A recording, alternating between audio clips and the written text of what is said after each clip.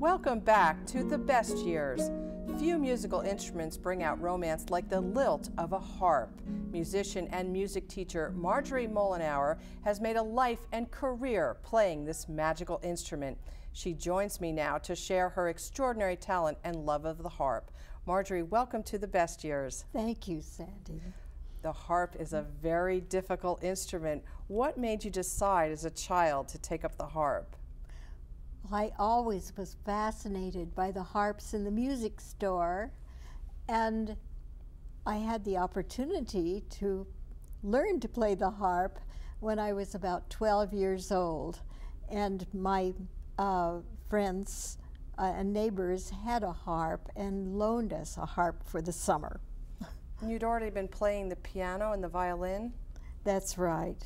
And I was wanting a career in music, and the harp seemed to be the best opportunity to have a career for a woman. Yeah, you actually studied in France when you had just graduated high school. Why did you go to France to study? I was guided there by Mildred Dilling, who was a concert harpist, and Mademoiselle Regnier in Paris was her teacher. And I studied with Mademoiselle Regnier for a summer, and she was reputed to be the best teacher in the world. And technically, how difficult is the harp compared with other instruments?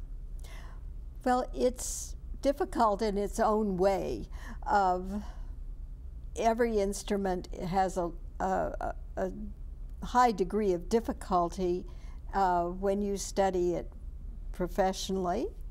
And the harp has 7 pedals, one for every tone of the scale, and each pedal is has 3 notches for sharp, flat, and natural. And you have to set your key before you play the piece, and then every time you have a sharp, flat, or natural in the piece, you have to press the pedal with your foot at the same time as you're playing. So a lot going on, a lot going on there. And in your home, you have how many harps? About 12 harps altogether. Why so many? Well, I can't resist harps, but I do have students, and I rent the harps out to my students when they're first studying, before they really decide to purchase a harp. Make sure they know what they're getting yes, into. Absolutely. You've played in some famous venues around the world. You've had the opportunity to play in Carnegie Hall. Where else have you played? I've played in the great cathedrals in England and Scotland, and in one of the oldest churches in Sicily, in the town of Erici, which is supposed to be the oldest town in Europe. Some beautiful venues that have wonderful acoustics. I've played in Las Vegas. I've played in San Francisco at War Memorial Opera House. And I've been very fortunate. And still playing. You have a few concerts coming up in April. Where are you playing? I'll be playing at Monmouth University and at Rutgers University. Now, in just a moment, we're going to have an opportunity to hear you play Greensleeves on the harp. Tell me a little bit about the story behind Greensleeves.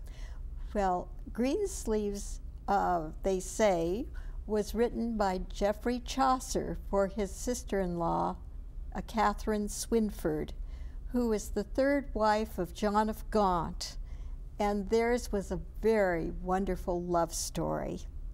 And since we are talking about love, this being February, we have a special treat. Let's listen as Marjorie performs the classic love song, Greensleeves.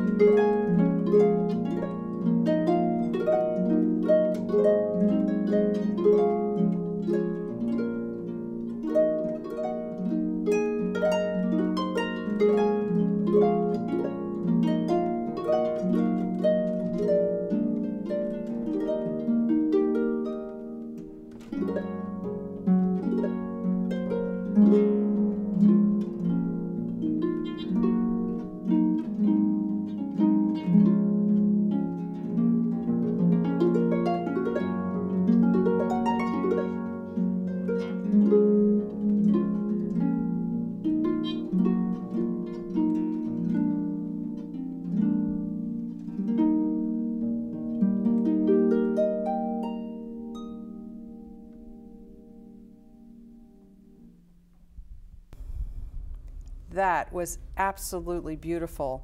Marjorie Mollenauer, thank you so much for sharing your incredible talent with us today. It's been a pleasure, Sandy. Thank you for having me. You're welcome. If you would like to see Marjorie in concert this April, contact the Best Years for more information. When we come back, we'll hear a unique love story told through romantic letters and cartoons. Stay tuned.